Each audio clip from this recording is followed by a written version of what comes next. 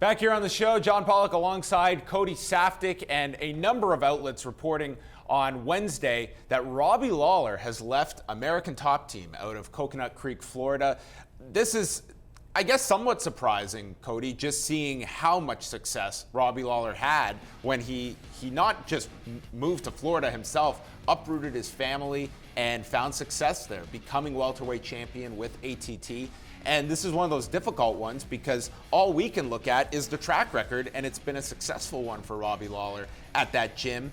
But you're not in there. We don't know what the relationship and the dynamics are like amongst the coaches, the other fighters. What exactly led to this decision? Because as of right now, Robbie Lawler has not commented on this yet. Yes, and prior to him coming to American Top Team, a lot of the talks were that Robbie Lawler had perhaps stalled out in his career, that he would never realize that potential that many had bestowed upon him.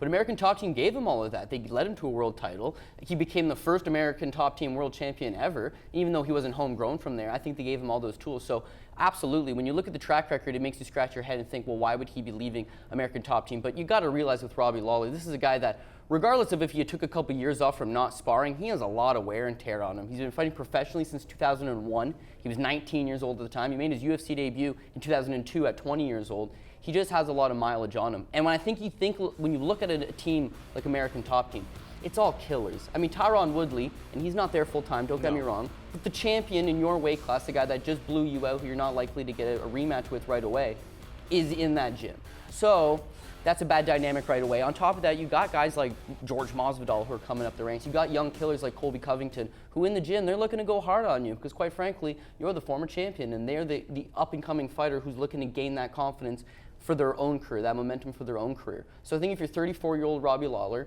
you take a little bit of time off, which he's doing. You give your head a rest because those fight of the year candidates that he was getting himself into are definitely not good for you. But take a little bit of time off and then relocate to a smaller gym. Smaller gym with perhaps less training partners, but good coaches who are going to be able to give you all the time that you require. Because if you're at American Top Team, there's just so many coaches, so many moving parts, so many different fighters going in and out of the place. Maybe you're not getting that specific attention you need if you're back nine Robbie Lawler. Well, that's one of the things you look at. American Top Team, I mean, you're looking at one of the best gyms in the world. Bar none, perhaps the best, but one of. But you list off all of the guys that are there.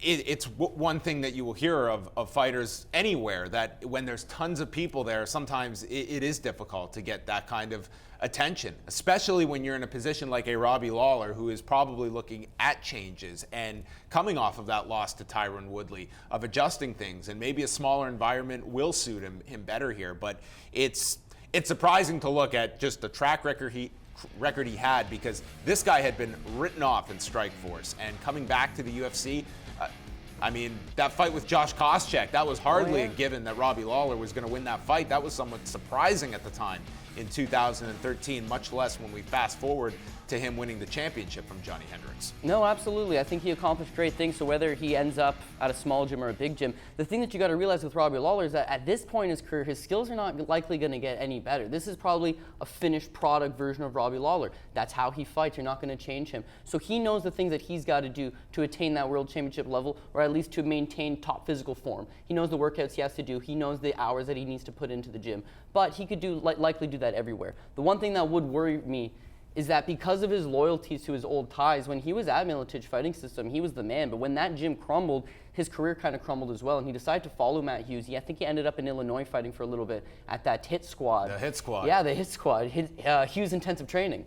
And it just didn't work out for him. He more or less stalled. You need high-level training partners just to keep your timing on, to keep that pace on. And if you're working with lesser guys, you're not working with guys at all, it's going to hurt you. It will at the end of the day. So I don't know where he'll end up. I hope it works out for him, because you're not going to meet I've never met anybody who said they didn't like Robbie Lawler. I mean, he's a fan favorite, and we wish him nothing but the best. Yeah, it'll be interesting if Robbie Lawler even comments on his reasoning for why. I mean, typically, we'll talk to fighters.